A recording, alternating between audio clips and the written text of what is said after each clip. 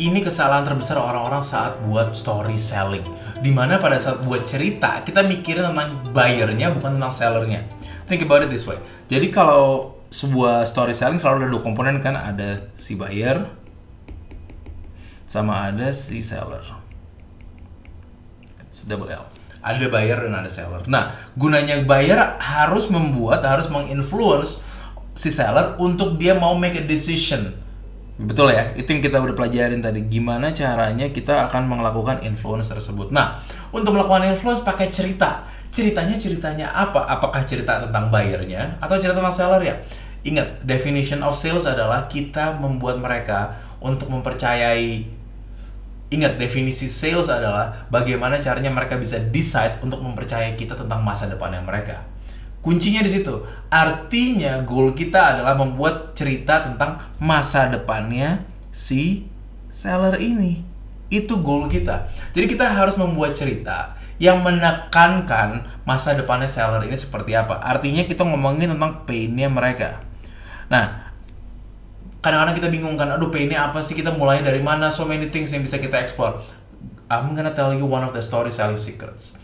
Ada 4 universal pain yang dimiliki oleh semua seller kita, dan ini bisa menjadi cara kita untuk memulai menciptakan the right stories to sell. Oke, jadi yang pertama, pain yang pertama dimiliki oleh semua orang adalah pain tentang uang, betul ya?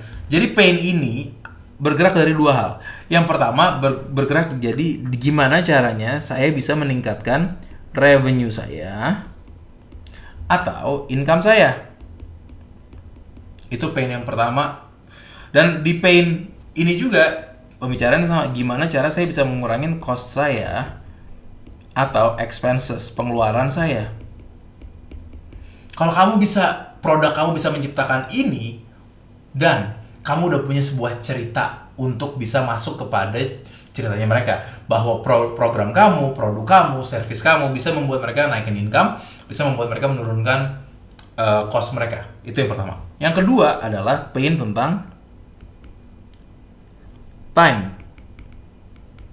Kalau tadi financial ya, kita bilang ya. Yang kedua adalah pain tentang time. Yang pertama, kalau time, itu adalah bagaimana caranya kita bisa meng-increase waktunya mereka. Kita bisa ningkatin waktu mereka nggak dengan mereka beli produk kita, dengan mereka pakai service kita. Ini dilakukan oleh Gojek. Kalau kalian ingat iklan-iklannya, Grab, ojol-ojol bilangnya, jangan waste your time anymore, pakai Gojek. Itu yang dilakukan. Mereka menekel pain kita. Kedua, salah satu hal lain adalah bagaimana kita bukannya meng-increase time, tapi kita nge-replace time-nya mereka. Mereka nggak punya waktu. Aduh, aku nggak punya waktu untuk melakukan hal tersebut. Don't worry, ada saya. Saya bisa menggantikan kamu untuk melakukan hal tersebut. Aduh, saya nggak punya waktu tuh untuk melakukan hal A, B, C, D, F, G. Don't worry, kami punya solusinya. Serahin ke kami, semua step itu akan kita take care untuk kamu. Itulah cerita yang akan kita provide tentang pain ini, tentang time. Nah, yang ketiga adalah tentang health. Kesehatan. Semua manusia mempunyai pain ini, karena ini datang dari sebuah fear manusia yang besar adalah to not die. Banyak dari kita kesini, asuransi mainannya di sini, obat-obatan farmaceutical mainannya di sini, produk-produknya, obat herbal mainannya di sini juga. Di zaman COVID, masker mainannya di sini. Semua, this is a universal pain yang kita semua punya. Bagaimana kita mengkaitkan produk kita kepada pain ini, itu yang nanti akan dibicarakan. Nah, kalau kita ngomongin health, ada satu lagi. Kalau tadi to not die, satu lagi adalah bagaimana mempunyai fisik dan mental yang strong hari ini. Jadi ini fokusnya di today kalau yang ini. Bagaimana kita mempunyai physical dan mentally yang strong hari ini. Ini dimiliki orang-orang karena saat ini juga udah menjadi universal topics yang dibicarakan di mana-mana. Jadi kalau kamu punya produk yang memang masuk ke sini, it can fit. Jadi satu, untuk nggak mati, itu yang besarnya, yang long termnya. Kalau yang short term adalah physical dan mentally, ini bisa membuat kamu menjadi strong. Artinya kuncinya di sini adalah fast, quick. Bagaimana itu bisa menjadi cepat, ya. Jadi financial, time, health, dan yang terakhir adalah, this one is very interesting, adalah relationship atau reputation. Nah, ini ada dua hal ya. Dimana satu, kita ngomong tentang better relationship. Kita adalah makhluk sosial, teman-teman. Mau kita bilang gimana pun juga, kita punya relationship dengan berbagai macam orang, dengan pasangan kita, dengan orang tua kita, dengan anak kita. Apapun yang kita lakukan, banyak sekali ke sana. Disneyland yang dia jual adalah bagaimana kita menjadi seorang orang tua yang baik kepada anak-anak kita karena bawa mereka ke Disneyland, the happiest place on earth. Itu yang di-create. Toko game, apa yang diciptakan? Mereka gimana caranya game-game ini mereka bisa menciptakan sebuah salesnya apa? Jadi orang tua ngasih hadiah ke anak-anaknya. Toko mainan, ini yang diciptakan. Mereka nggak jual mainan, mereka jual a better relationship, di mana seorang orang tua dan seorang anak-anak melakukan ke sana. Hallmark, apa yang mereka jual? Better relationship. Kenapa kita mau bayar 150.000 untuk sebuah kartu ucapan? Supaya kita bisa punya better relationship with others. Itu yang dilakukan. Dan yang kedua, karena kita sudah masuk di zaman social media for a long time, kita udah mempunyai needs baru, udah mempunyai pain baru yang kita ingin solve, yaitu better reputation.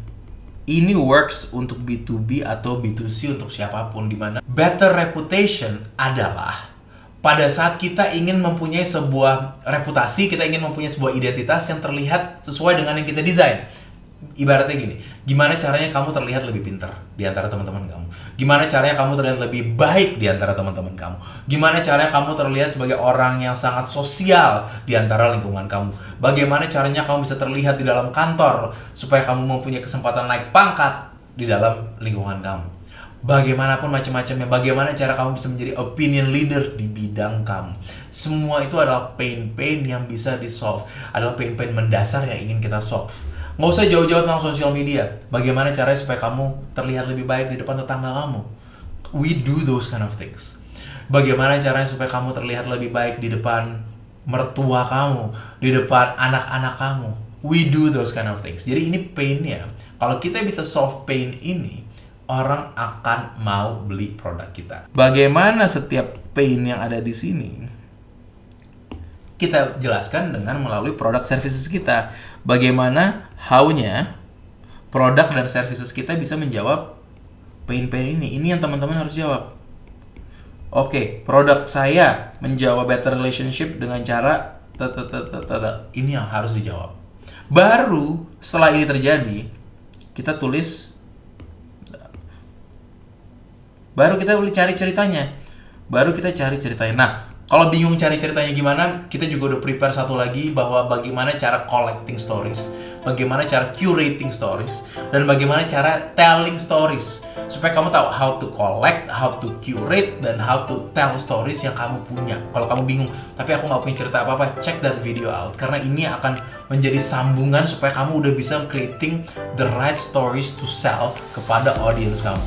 Ingat, dengan ini kamu bukan hanya menjadi storyteller yang cuma ngomong-ngomong doang, tapi nggak mendapatkan sales, atau seorang sales yang fokusnya di jualan tapi tidak mendapatkan engagement dan relationship.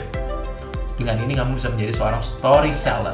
Kamu bisa jualan, kamu bisa buat relationship yang memang menciptakan bukannya win-win aja ya, malah triple win. Win buat kamu, win buat dia, dan win buat siapapun yang dia ingin bantu. More on that later.